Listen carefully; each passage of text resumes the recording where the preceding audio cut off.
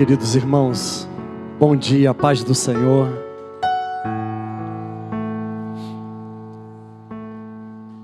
Nós estamos muito felizes.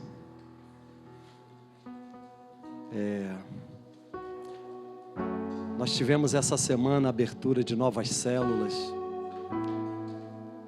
E a gente fica muito grato a Deus quando vê a igreja entrando nas casas, nos lares. A gente acredita na força da igreja nos lares. A gente acredita na força da igreja nas casas. E eu sou muito grato a Deus pelo fato da gente perceber no nosso meio esse despertamento. Nós somos uma igreja que decidiu caminhar dentro de uma visão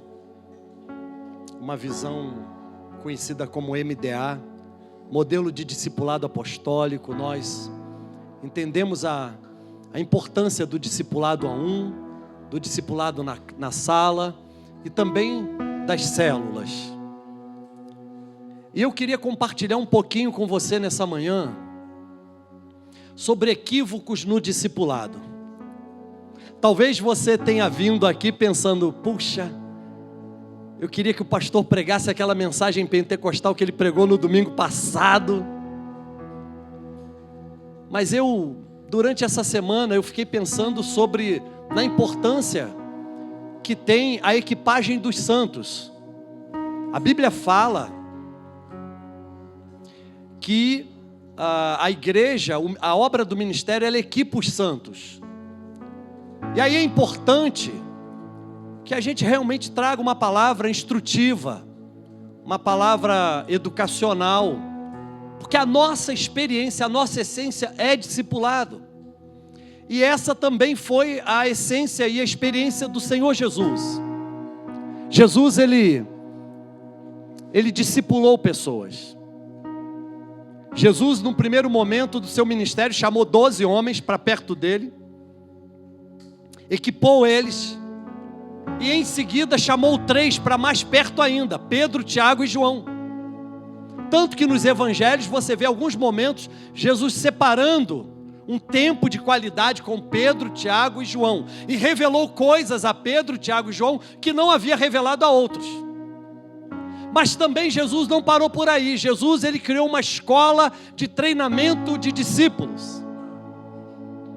E Jesus então ele se reúne com alguns dos seus discípulos e forma outros, a ponto de enviar 70 discípulos às aldeias de Israel. E nessa manhã eu quero falar sobre equívocos no discipulado. E a mim me parece que a gente precisa estar instrumentalizado sim para poder fazer o discipulado incondicional, o discipulado profundo. Para isso é necessário que a gente cresça. E para crescer é necessário que a gente seja instrumentalizado, a gente seja equipado. Muitas vezes a gente tem que desconstruir aquilo que a gente construiu durante muito tempo. Muitas vezes a gente tem que passar por um processo de reeducação. Muitas vezes a gente tem que permitir que o Espírito Santo venha mexer nas áreas da nossa vida que a gente não está disposto que Ele mexa. É muito importante que todos nós, como discípulos do Senhor, aprendamos que uma das coisas boas que a gente pode fazer na nossa vida cristã aqui agora é seguir Jesus de fato, mas é seguir Jesus com autorresponsabilidade. Então eu quero, bater um papo com você, compartilhar com você uma pequena porção da palavra de Deus que encontra-se no Evangelho segundo escreveu São Lucas, capítulo 9, nós vamos ler do verso 57 ao 62. Em seguida, nós vamos ler o capítulo 10 do Evangelho de Lucas, de 1 a 6. Talvez haja uma mudança aí, uma diferença nas versões, por isso eu te peço para me acompanhar nessa versão que a gente está projetando, que é Almeida, corrigida e fiel. Diz assim a palavra de Deus: E aconteceu que, indo eles pelo caminho, lhe disse um: Senhor, seguir-te-ei para onde quer que fores. E disse-lhe Jesus: As raposas têm covis, e as aves do céu ninhos, mas o Filho do Homem não tem onde reclinar a cabeça. E disse a outro: segue-me. Mas ele respondeu: Senhor, deixa que primeiro eu vá a enterrar meu pai. Mas Jesus lhe observou: deixa aos mortos o enterrar os seus mortos, porém tu vai e anuncia o reino de Deus. Disse também outro: Senhor, eu te seguirei, mas deixa-me primeiro despedir dos que estão em minha casa. E Jesus lhe disse: ninguém que lança a mão do arado e olha para trás é apto para o reino de Deus. Capítulo 10, versículo de 1 a 6. E depois disto, designou o Senhor ainda outros 70, e mandou-os adiante da sua face, de 2 em 2, a todas as cidades e lugares aonde ele havia de ir. E dizia-lhes: grande é em verdade a seara, mas os seus obreiros são poucos. Rogai, pois, ao Senhor da seara que envie obreiros para a sua seara. Ide, e eis que vos mando como cordeiros ao meio de lobos. Não leveis bolsa, nem alforje, nem alparcas, e a ninguém saudeis pelo caminho. E em qualquer casa onde entrardes, dizei primeiro: paz seja nesta casa. E se ali houver algum filho de paz, repousará sobre ele a vossa paz. E se não, voltará para vós. Amém. Deus abençoe a sua palavra. Queridos, esse é o momento importante da caminhada do Senhor Jesus. Jesus, ele vinha caminhando na sua escola de treinamento discipular, e ele dá uma parada num dado momento, depois de realizar coisas extraordinárias, ele dá uma parada, e nesse texto que a gente leu, 3 indivíduos são abordados por Jesus com o mesmo convite: segue-me. Ele responde apressadamente. O outro responde pelo fato de estar apegado a alguém. E o terceiro responde por estar distraído, por não estar percebendo a importância daquele momento, por não estar percebendo a singularidade daquele momento. E aí é interessante a gente perceber que logo em seguida, Jesus, ele vinha preparando, treinando discípulos, e então ele encomenda, ele envia 70 discípulos às aldeias, às cidades de Israel. E aí é interessante, queridos, que o discípulo, ele é portador de uma boa nova, é portador de uma mensagem extraordinária. Por isso Jesus, ele diz: quando você entrar numa casa, diga: paz seja com esta casa. Se ali naquela casa tiver um filho de paz, a paz estará ali, se não, ela volta para você. Então, querido, querida, deixa que eu te diga uma coisa: não precisa ter medo de discipulado. Discipulado é algo que todo cristão deve desenvolver durante a sua vida aqui. Discipulado é o reflexo da grande comissão na vida de cada um de nós. Pois em Mateus 28, 19 e 20, o Senhor Jesus disse: portanto vão e façam discípulos de todas as nações da terra, ensinando-os todas as coisas que eu vos tenho dito, e batizando-os em nome do Pai, do Filho e do Espírito Santo. E eis que estou com vocês todos os dias, até a consumação dos séculos. Queridos, então é necessário que a gente perceba que alguns equívocos no discipulado podem acontecer, e que nós precisamos caminhar para uma maturidade cristã, a ponto de encarar o discipulado de forma incondicional e de forma profunda. Discipulado é envolvimento relacional. Discipulado é amizade espiritual. Discipulado é para a vida toda.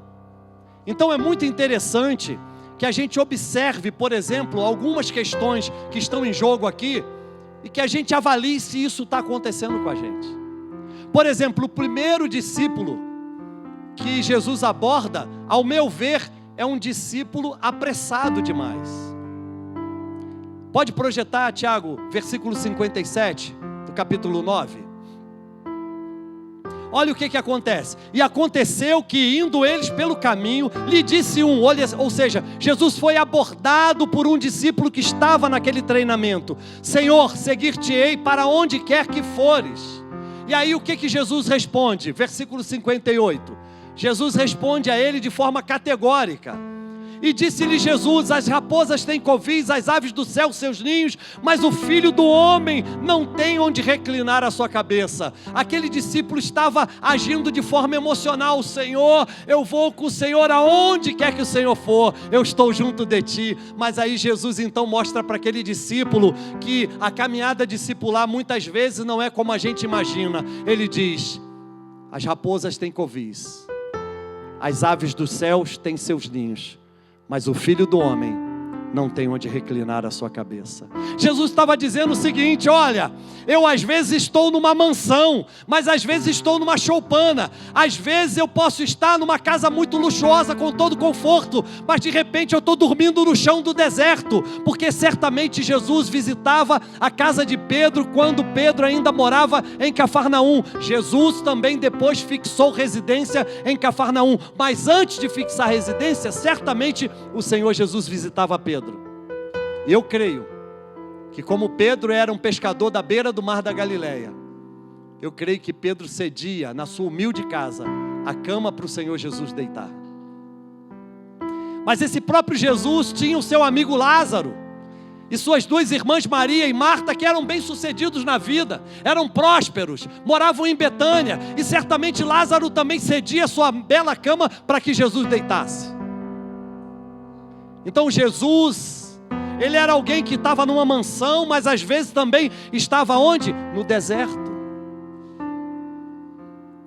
Quantas vezes nós somos apressados em responder ao chamado do Senhor para a nossa vida, e respondemos na maioria das vezes de forma emotiva, de forma apressada, sem uma avaliação do quanto de fato isso nos custará. Sim, porque se isso custou muito caro a Ele, isso também nos custará caro. Então seguir a Jesus deve ser feito debaixo de autorresponsabilidade. Não pode ser de forma emocional. Tem que ser algo contundente na nossa vida, tem que ser algo que marque a nossa vida. Tem que ser algo irreversível. Então a primeira característica de um equívoco no discipulado que eu percebo é, de fato, o discípulo apressado demais, que age na maioria das vezes debaixo de emoção. Então, a primeira observação minha é que um dos equívocos no discipulado é, de fato, percebermos um discípulo apressado demais. Segunda observação que eu faço é exatamente o discípulo que é apegado demais. E aí é interessante que o próprio Senhor Jesus disse que aquele que quer segui-lo, ele deve deixar para trás até mesmo a sua família. Pode projetar aí, Tiago, por favor, versículo 59. Olha só que coisa interessante. E disse a outro: segue-me, Jesus falando, mas ele respondeu: Senhor, deixa que primeiro eu vá enterrar meu pai. Ora, não há nada de mal em enterrar o próprio pai, mas o Senhor Jesus estava ali fazendo um chamado a um discipulado profundo, ao discipulado incondicional, e para isso é necessário ter uma resposta imediata e não ser apegado nem às pessoas e nem às coisas.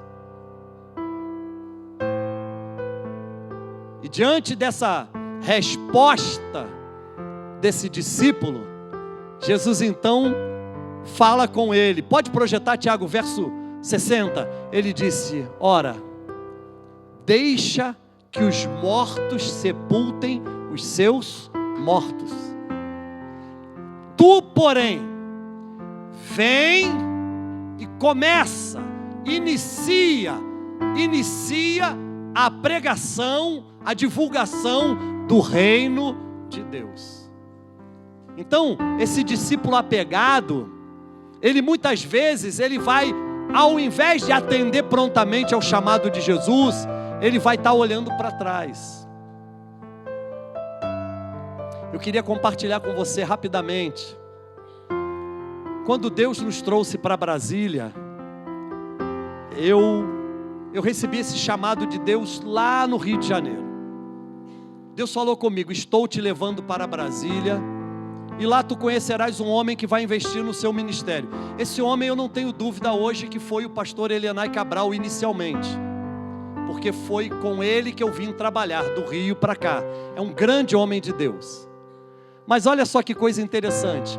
Houve um almoço em que eu e a Kelly, minha esposa, a pastora Kelly, a gente foi na casa do papai e da mamãe, e lá estavam meus irmãos e tal, e a gente foi almoçar num dia de domingo para se despedir da família.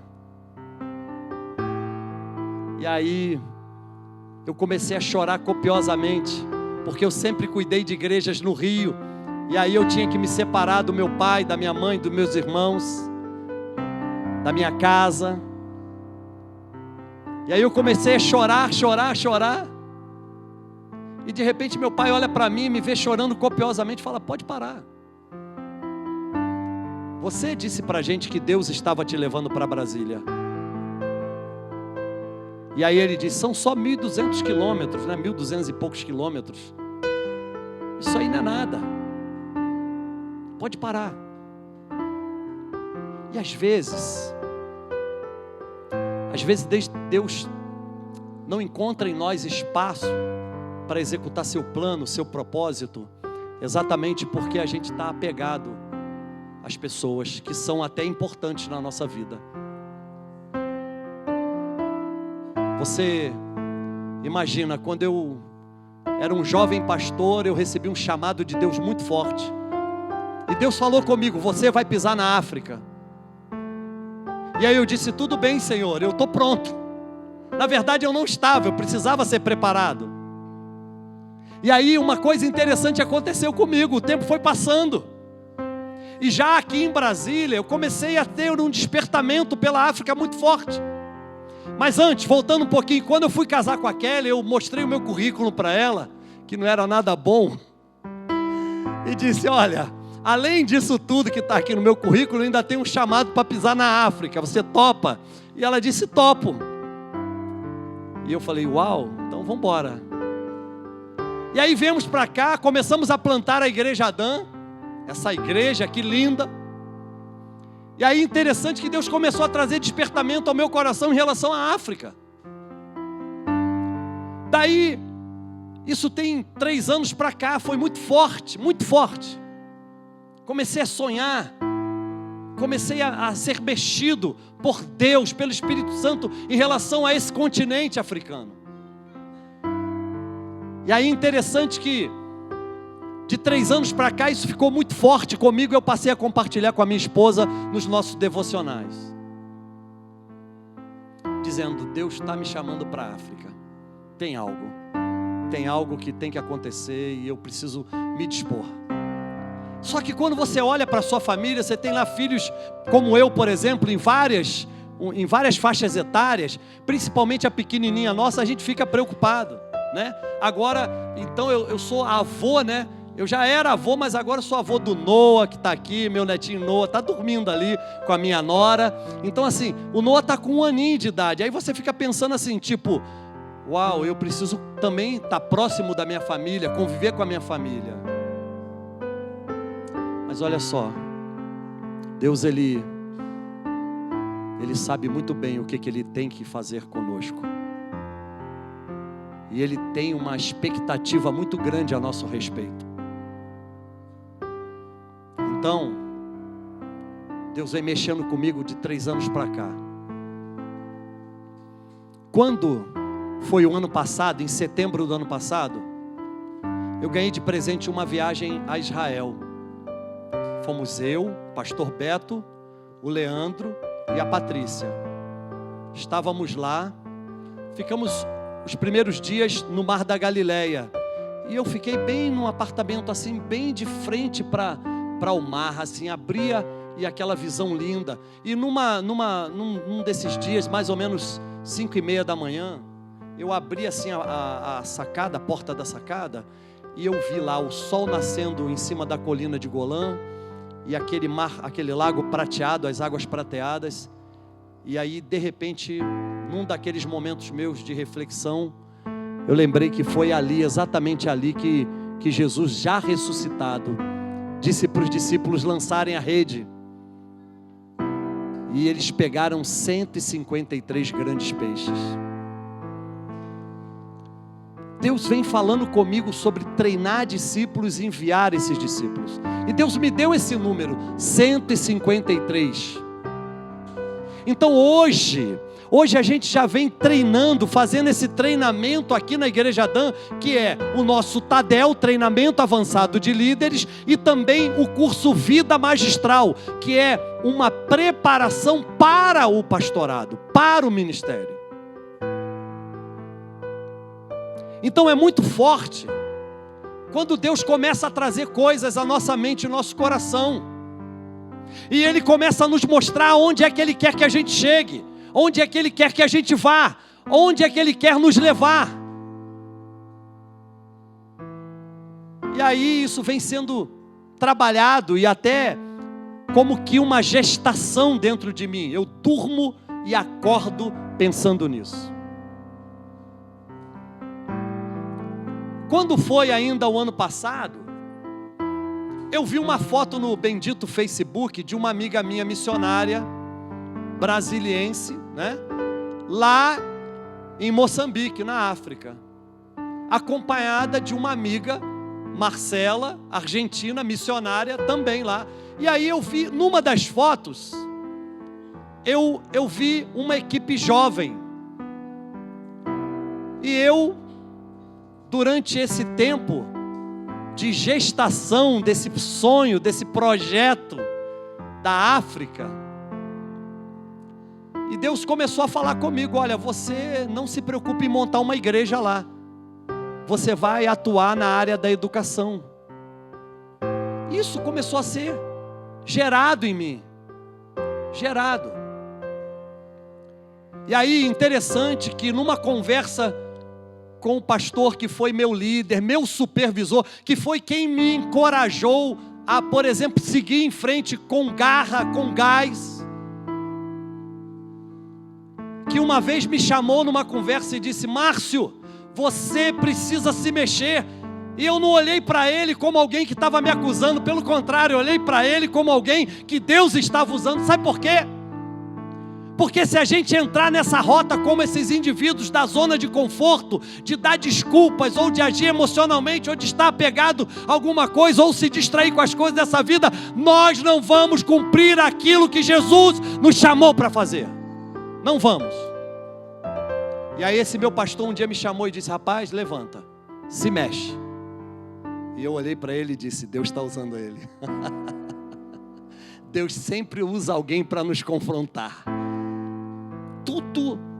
Todo resultado de sucesso que a gente vai ter na nossa vida, em quaisquer áreas da nossa vida, vai depender da forma como a gente encara quando nós somos confrontados. Está aqui o meu pastor, Walker Carvalho. Fica de pé, por favor, meu pastor. Foi esse grande homem de Deus. Esse grande homem de Deus que um dia me chamou e disse: levanta, se mexe. Lembra disso, meu pastor? Estamos aqui, gente, estamos aqui. Aí, conversando com ele, falei: olha, eu falei da África, falei um monte de coisa. Eu não me lembro direito o teor da conversa, mas eu me lembro de ter dito: olha, eu acho que eu vi o Hélio lá na foto com a Selma e tal, estavam subindo assim uma ladeira e tal, e aí o pastor Walker disse: é, o Hélio mesmo. Aí me mandou foto do Hélio, o Hélio trabalhando com as crianças. O Hélio tem um projeto lindo lá em Moçambique chamado Jovens que Leem. Irmãos, os nossos irmãos de lá, eles são apaixonados pela leitura, apaixonados pelo Brasil, apaixonados por futebol. Antes de tudo, são apaixonados por Jesus. E aí ele me passou o contato de WhatsApp do Hélio, eu logo pedi também para o Hélio ser meu amigo no Face, e comecei a conversar com o Hélio. Hélio, Deus está falando no meu coração sobre uma escola na África e tal, e eu fui orando, e Deus me deu o texto de Atos capítulo 3, versículo 19 e 20, que diz assim: arrependei-vos, pois, e convertei-vos, para que sejam cancelados os vossos pecados, e venham sobre vocês tempos de alegria, pela presença do Senhor, e que Ele envie o Cristo, que já vos foi pregado entre vocês, a saber, Jesus. Quando eu li esse texto, numa versão que eu tenho em casa, eu disse, é esse o nome da escola, Tempo de Alegria. Começamos a amadurecer, e para a glória de Jesus, em junho nós fomos para lá, eu e o Daniel da Isabela, compramos o lote, contratamos a construtora, e a obra está crescendo. Em nome de Jesus, em janeiro nós vamos inaugurar. E hoje, a alegria ainda é maior para nós. Sim, porque tudo isso se tornou uma realidade, porque você decidiu abraçar esse plano também. Se você não abraçasse, isso não estaria acontecendo. E hoje a nossa alegria se torna maior, quando nós temos o Hélio Bulaimo, nosso missionário lá de Moçambique, aqui com a gente. Fica de pé, Hélio, por favor.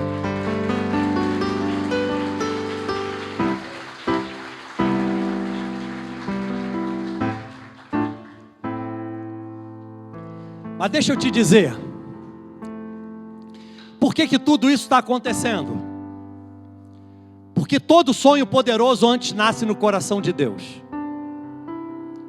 Um servo e uma serva do Senhor só realizam de fato os sonhos que são de Deus.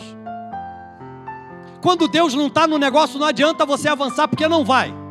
Agora, se Ele está no negócio, Ele pode te levar para os lugares mais insalubres dessa vida, e Ele vai fazer o fruto ser gerado ali. Aleluia. Sempre gostei de mar, de praia, de pegar onda. E um tempo atrás eu vendo um documentário sobre um surfista havaiano lá do North Shore que se converteu e se tornou pastor.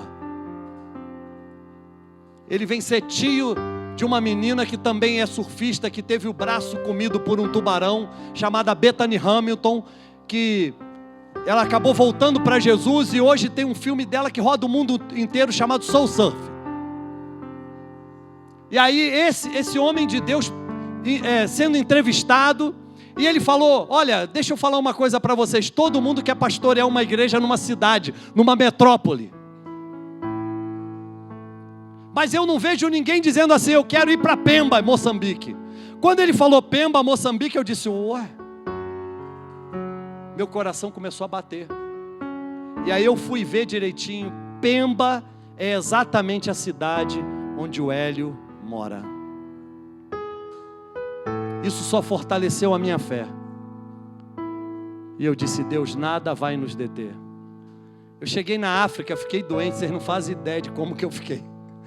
Eu falei assim, rapaz, vão ter que tirar meu corpo daqui e sepultar lá no Brasil, se eu morrer aqui. Mas a questão é que nós não podemos estar apegados a nada se de fato desejamos cumprir o chamado de Deus na nossa vida. 2 Timóteo capítulo 2, versículo 15. O que Deus espera é que a gente esteja preparado para atender esse chamado. Diz assim, procura apresentar-te a Deus como obreiro aprovado, que maneja bem a palavra da verdade e não tem de que se envergonhar. Então Deus espera que a gente não esteja apegado a nada. Terceira coisa é que às vezes há discípulos que são distraídos demais. Discípulos que são distraídos demais. Pode projetar o verso 61? Olha aqui, Jesus chama o terceiro homem, o terceiro indivíduo. E aí interessante é a gente perceber a resposta dele. Disse também o outro, Senhor, eu te seguirei, mas deixa-me despedir primeiro os que estão em minha casa. Ele estava distraído com a própria família. Conhece alguém assim? Deixa eu falar uma coisa para vocês. Nós não somos deuses. Quem vai salvar a nossa família, o nosso familiar, é Ele, não nós. O grande problema nosso, muitas das vezes, é achar que a gente vai salvar um parente, o esposo, a esposa, um filho, uma filha, um sobrinho, o pai, a mãe. Não. E a gente se distrai com isso. Uma das coisas que, como pastor, eu mais tenho lidado nos últimos tempos é que um espírito de engano tem prendido muita gente com essa distração. Olha só, um espírito de engano tem aprisionado muita gente com essa distração. Por exemplo, tem irmãzinhas aqui da igreja que acham que um líder de célula, ou o pastor, ou ela mesma vai salvar o seu esposo. Não vai. Tem irmãozinho da igreja que acha que ou ele mesmo, ou o pastor, um líder de célula, ou o seu discipulador vai salvar a sua esposa. Não vai. Quem vai salvar é Deus. E aí é necessário não se distrair. Se distraiu, perde o time. E Deus está com pressa de que a gente venha cabalmente cumprir o seu chamado na nossa vida. O que Jesus falou para esse aí que disse: Senhor, eu quero te seguir, mas me deixa primeiro de me despedir daqueles que estão na minha casa. Verso 62. E Jesus lhe disse: ninguém que lança a mão do arado e olha para trás é apto para o reino de Deus. Então, meu irmão, minha irmã, nós não podemos retroceder nessa caminhada. Mas olha, meu pai anda furioso comigo porque eu agora abracei essa fé. Porque a minha mãe disse que eu não posso abandonar aquilo que culturalmente, pela nossa religião, que perpetua-se na nossa família de geração em geração, eu abandonei. Eu quero te dizer uma coisa: ninguém que lança a mão do arado e olha para trás é apto para o reino de Deus. Em que reino você quer viver? No reino de Deus ou no reino do inimigo? Eu quero dar uma parada aqui. Eu quero convidar o pastor Walker Carvalho, nosso missionário Hélio Bulaima, a vir aqui à frente. Quero convidar o Daniel e Isabela também. Por favor, venham cá, por favor. Eu creio que uma das coisas mais poderosas que podem acontecer na nossa vida cristã hoje é o nosso testemunho. Há um poder muito grande, gente, no testemunho. O nosso testemunho pode impactar uma nação inteira. O nosso testemunho pode ir além fronteiras. Deixa eu dizer uma coisa para vocês. Para que a gente venha viver o discipulado sem equívocos, é necessário atender o comando de Jesus. Se Ele diz para mim e para você, vão, nós devemos ir. Se Ele está te chamando de modo específico, acredite, Ele vai honrar a sua fé. Então isso nasceu no coração do Pai. Isso veio ao meu coração. Eu compartilhei com o pastor Walker, e eu quero que ele dê um pequeno testemunho agora de tudo isso que a gente tem vivido. Depois o Hélio. Por fim nós vamos ouvir o Daniel e Isabela, que foram os irmãos amados, o casal que financiou a minha ida à África. Então vamos ouvir. A paz do Senhor, queridos. Eu estou aqui com o coração no extremo da alegria, porque quando eu ainda pastoreava em Imperatriz do Maranhão, no final dos anos 80, para o início dos anos 90, por muitas vezes de madrugada eu orava, jogado no chão, e eu dizia: Senhor, eu não posso partir para um encontro contigo sem que eu te apresente pelo menos 1 milhão de almas. Olha a ousadia, não é, irmãos? Mas era tão sincera aquelas palavras que eu tenho certeza que Deus recebeu aquelas palavras. E o tempo veio passando, e há uns 3 anos atrás eu disse para o Senhor: Senhor, olha aí, meus cabelos já ficaram brancos, já estão caindo, e se eu for fazer uma contabilidade, eu estou muito longe disso, Senhor. Abre portas. Quem possibilita ganhar não só isso e até muito mais é o Senhor, que é o Todo-Poderoso. Abre portas. De repente, nós recebemos um jovem que veio da África para estudar no Brasil, recém-convertido do islamismo. Depois ele conta com detalhes essa história. Recebemos ali na L2. E eu fiquei observando ele, o jeito dele, a sinceridade e a honestidade dele neste propósito. E Deus foi colocando uma empatia em nossos corações. E ele começou a me chamar de pai. Eu falei: ganhou um filho africano, né? Que maravilha!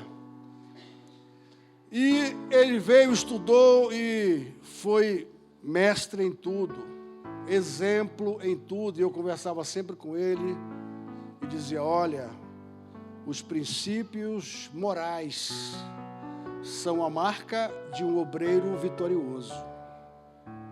Guarde isso no seu coração. Nunca permita que as ofertas que aparecem, e elas são muitas, elas venham te derrotar.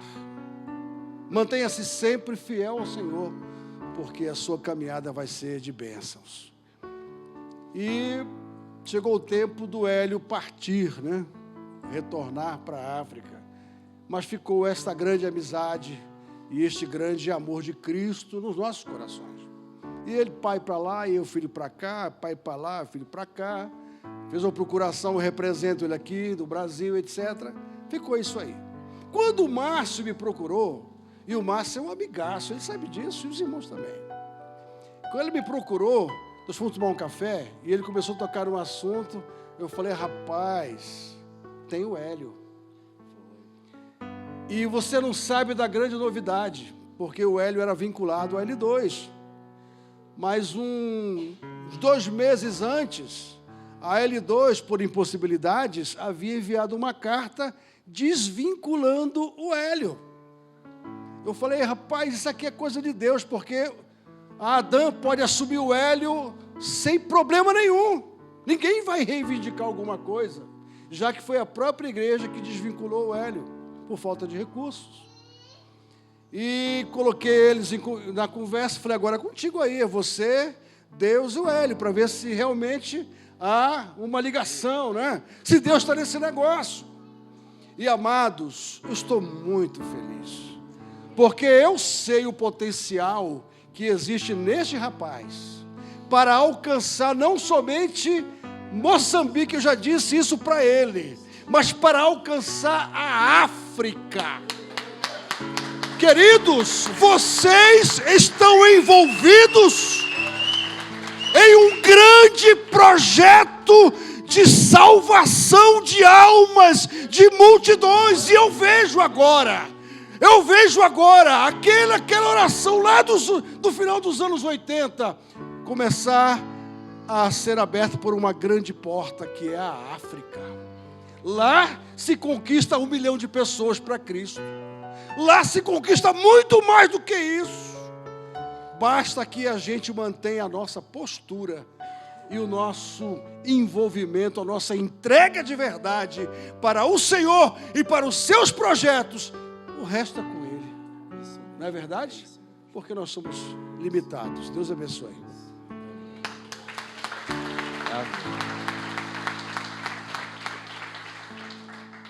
Permita-me eu saudar em Macua.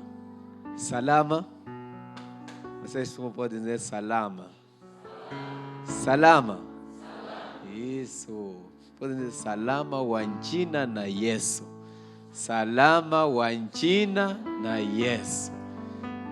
Paz em nome de Jesus. Salama wanchina na Yesu. Amém.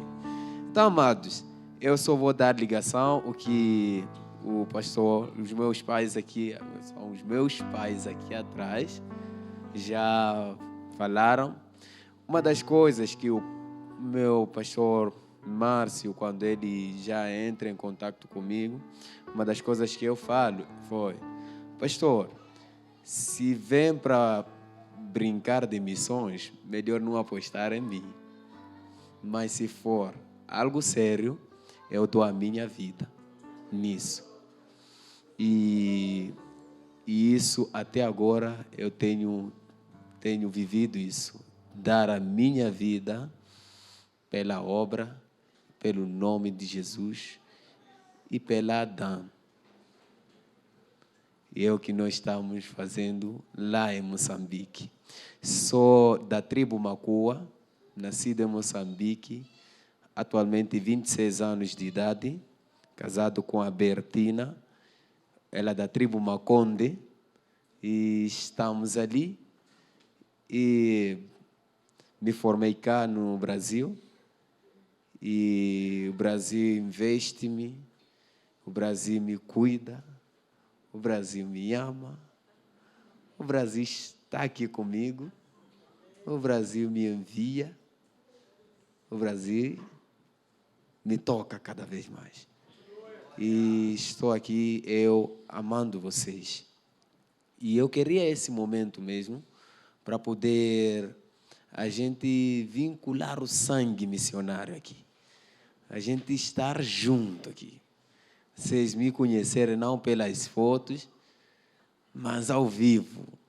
Ao vivo. E eu conhecer que essa aqui é que é minha família, Dan. É. Aleluia. Amém. E uma das coisas que eu falei, também outras coisas que eu falei, pastor, o pastor está aqui, pode me desmentir se eu não falei. Eu disse, pastor, o senhor chegou aqui. E uma das coisas que nós queremos aqui é não decepcionar o que a igreja está fazendo lá no Brasil. Nós não queremos decepcionar Cristo, não queremos decepcionar a igreja. Por isso estamos com toda a garra nessa obra.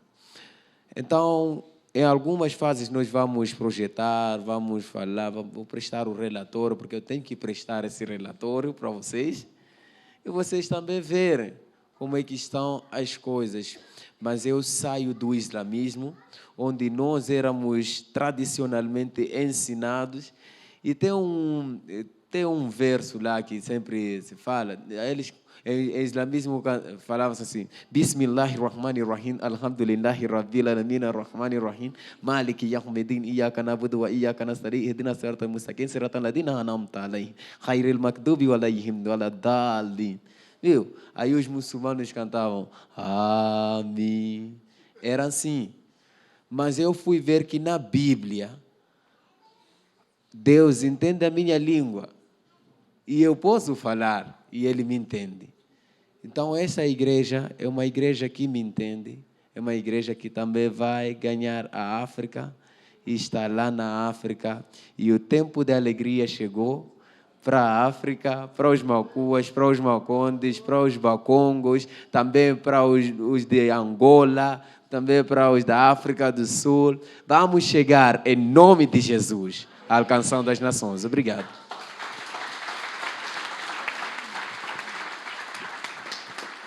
A paz, meus irmãos. Fico muito feliz de ter o Hélio entre nós. Ele já traz um pouco do tempo de alegria aqui para o Brasil e em breve teremos o tempo de alegria completo lá em Moçambique. O pastor, ele gera um pouco de incômodo toda vez que ele vem ao púlpito e fala o nosso nome. Eu e Isabela quase nos encolhemos lá no canto. Cada vez que ele nos cita, nós enrubescemos e ficamos lá no canto. Mas essa questão de testemunho, já há algumas semanas eu tinha pedido para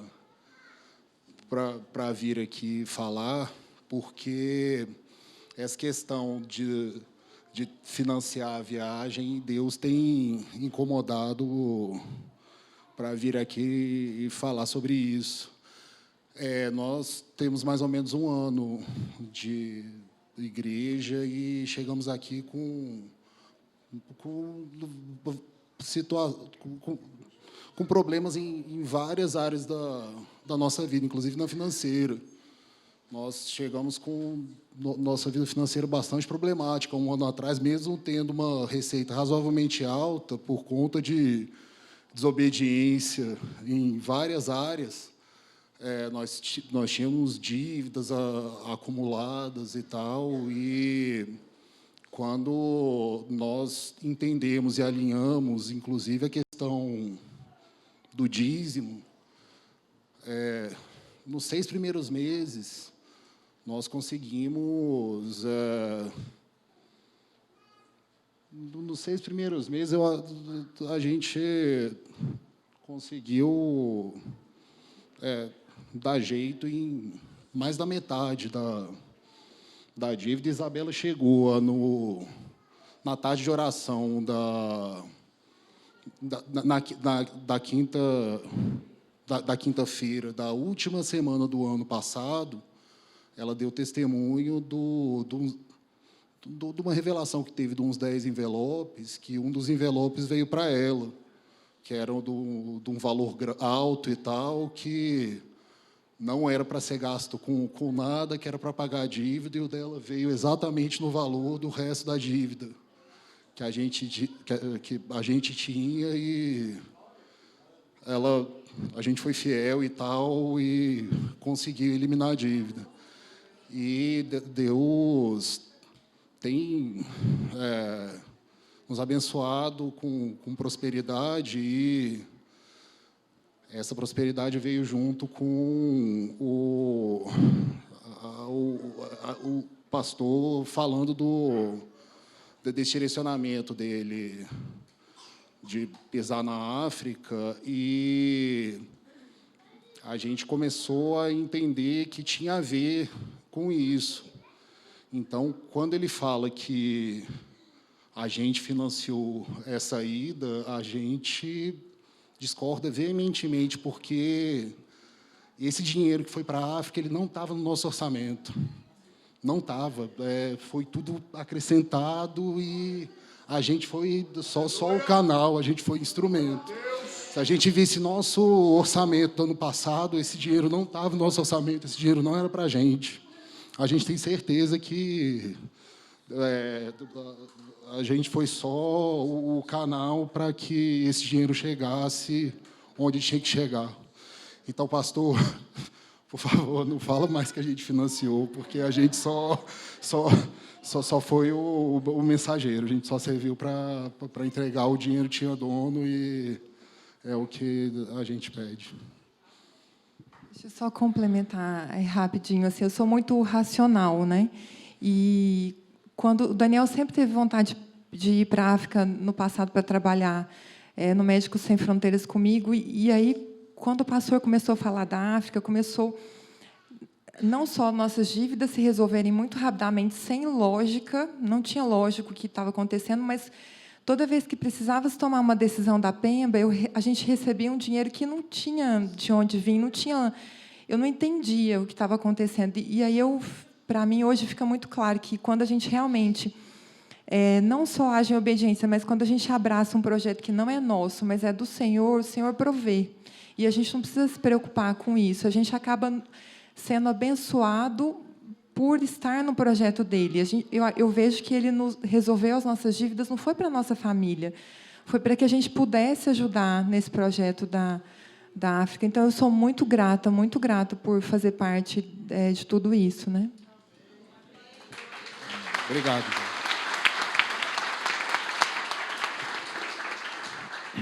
Gente, eu vou pedir que eles fiquem aqui ainda.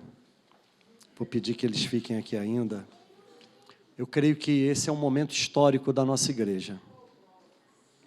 Eu estou sentindo assim, realmente um direcionamento do Espírito Santo. Porque a mensagem que foi compartilhada, equívocos no discipulado, os equívocos no discipulado, eles só são reparados quando a gente assume a identidade de filho de Deus. Quando a gente assume a identidade de filho de Deus, fica fácil Deus nos dar 1000 almas. 1 milhão de almas. 1 milhão de almas. Fica fácil. Quando nós assumimos a identidade de filho de Deus, fica fácil Deus vir ao nosso socorro lá do outro lado do mundo. Quando nós assumimos a identidade de filho de Deus, fica fácil resolver até mesmo os nossos problemas financeiros. Fica fácil. A palavra de Deus diz, Romanos capítulo 8, versículos 14 a 18. Pois todos aqueles que são guiados pelo Espírito de Deus, esses são filhos de Deus. Porque não recebestes o espírito da escravidão para viverem outra vez atemorizados, mas recebestes o espírito da adoção, baseados no qual clamamos, Abba, Pai. Ora, o mesmo Espírito testifica com o nosso espírito que somos filhos de Deus. E se somos filhos de Deus, somos também herdeiros de Deus e co-herdeiros com Cristo, para que se com Ele sofrermos, também com Ele venhamos a ser glorificados. Porque para mim tenho por certo que os sofrimentos do tempo presente não são para comparar com a glória que em nós um dia será revelada. Eu senti um direcionamento de Deus, de nós fazermos aqui agora um momento de arrependimento. Um ato de arrependimento. Um ato de arrependimento pela nossa negligência. Um ato de arrependimento pelos equívocos que nós temos cometido. Um ato de arrependimento por não atendermos ao chamado de Deus para a nossa vida. Um ato de arrependimento por não irmos aonde Ele quer que a gente vá. Então, se você está aqui nessa manhã, meu irmão, minha irmã, e você sente no seu coração, eu preciso me arrepender, e eu preciso tomar uma posição, eu preciso me envolver, eu não posso mais ficar dando desculpas, eu quero te convidar a sair do seu lugar e vir aqui no altar. Nós vamos estar aqui num ato de arrependimento, orando ao Senhor, nos quebrantando diante do altar dEle, pedindo perdão ao Senhor, por muitas vezes não fazermos o que Ele tanto espera que a gente faça. Então, se você está aqui e você deseja sair do seu lugar, venha, porque esse é um ato de arrependimento.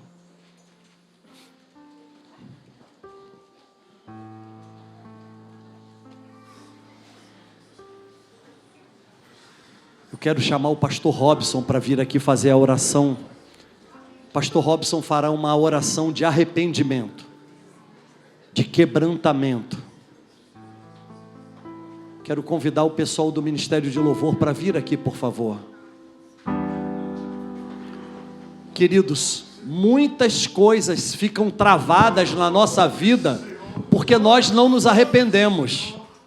Às vezes há coisas que foram feitas pelos nossos antepassados que nós precisamos quebrar num ato de arrependimento. Mas nós não tomamos essa atitude, não fazemos tal coisa. E aí a nossa família, gerações ficam sendo perseguidas por esses espíritos. Mas hoje aqui o Espírito Santo revelou ao meu coração, cadeias estão sendo jogadas por terra. Pessoas estão sendo colocadas em liberdade por tal ato. Gerações futuras que estavam marcadas para viverem em enfermidades, em desgraças, hoje estão sendo colocadas em liberdade para prosperar para a glória de Jesus. Crises financeiras que vêm passando de geração em geração de famílias, hoje, por sua atitude, são quebradas agora, e um novo tempo de bênção e de prosperidade chega à sua vida e à sua família. Então nós vamos orar com o pastor Robson. Onde está o pessoal do louvor? Então nós vamos adorar a Deus também. Nós vamos adorar ao Senhor. E eu quero te pedir, eu quero te dar mais liberdade. Eu sei, nós temos essa dificuldade de espaço físico. Mas se você quiser se ajoelhar, ajoelhe. Se você quiser deitar no chão, deite. Sentar, sente. Mas esse é um tempo de buscar a face do Senhor. E é um tempo de bater no peito e dizer: Senhor, nós nos arrependemos de nosso pecado. Abaixarabandarabás. Xanagarabaxere bandarabachuri andará. Sabe, esse é um tempo de invadir o céu com a nossa oração. Esse é o tempo de invadir o céu com a nossa oração. Clama a mim e responder-te-ei. Anunciar-te-ei coisas grandes e firmes que tu ainda não sabes. Esse é um tempo de orar, de clamar. É um tempo de arrependimento. Eu mergulho na mirra ardente, mas peço Pai, que em nome do teu Filho, Jesus, a tua igreja se curva diante de ti, Senhor, mediante a revelação que o Senhor deu para o teu servo, mediante a palavra que tu colocaste nos lábios do teu servo e falou ao coração de todos, Senhor, para termos um momento de arrependimento, Senhor, para termos um momento de mudança de pensamento e de direção, para aquilo que deixamos de fazer, aquilo que o Senhor queria que fizéssemos e não fizemos. Oh Deus, tem misericórdia de nós. Quando não administramos as oportunidades e nem o tempo que o Senhor tem nos dado para fazermos aquilo que temos obrigação de fazer. Como o apóstolo Paulo falou, foi-lhe imposta esta obrigação. E da mesma maneira, o Senhor nos deu uma obrigação a partir do momento que nos resgatou e nos comprou com o sangue do teu Filho. Quando escreveste os nossos nomes no livro da vida, quando nos selastes com teu Espírito e nos revestiste do teu poder, o Senhor nos deu poder para testemunhar, para falar e pregar o teu Evangelho, para anunciar a tua palavra às nações. Pai, perdoa-nos, Senhor, quando somos e quando fomos negligentes, Senhor. Pai, perdoa-nos, Senhor, por tantas oportunidades perdidas, por tantos momentos não aproveitados. Perdoa, Senhor, a nossa negligência. Nos arrependemos, Senhor. Queremos mudar e muitas vezes não temos força para tal. É por isso que estamos aqui para clamar, Senhor, pela Tua graça e pelo Teu agir do Teu Espírito em nós, para que a partir deste momento, Senhor, com as mãos adestradas para a batalha, capacitados por Ti, possamos fazer diferente, possamos fazer mais e melhor, e o Teu nome, Senhor, ser glorificado mais e mais em nossas vidas. Pai, no nome de Jesus, que haja uma frutificação maior para a glória do Teu nome, que cada um de nós, Senhor, possa ser aperfeiçoado, possa ser melhorado, Senhor, pela ação do Teu Espírito. E que a partir de agora, Senhor, a partir de agora, Senhor, não caminhamos mais, mas corremos, capacitados por Ti. Que estejamos, Senhor, no profundo da plenitude do Teu Espírito, Senhor, para que a Tua glória assista em nós mais e mais. Que haja realmente uma mudança a partir de corações quebrantados, espíritos contritos, em nome de Jesus, Pai. Muda, transforma, em nome de Jesus. As nações, Senhor, espera uma igreja que se coloque na brecha e que cada um de nós, Senhor, esteja na brecha para clamar, Senhor, para clamar a Ti mais e mais do Teu poder, mais e mais da Tua graça, Senhor. Tem misericórdia de nós e perdoa-nos, Senhor. Perdoa-nos, Senhor. Em nome de Jesus. Em nome de Jesus. Quem já pisou no Santo dos Santos, em outro lugar, não sabe viver, e onde estiver, clamar pela glória, a glória. Você pode cantar mais uma vez com as suas mãos para cima? Quem já pisou? Quem já pisou no santo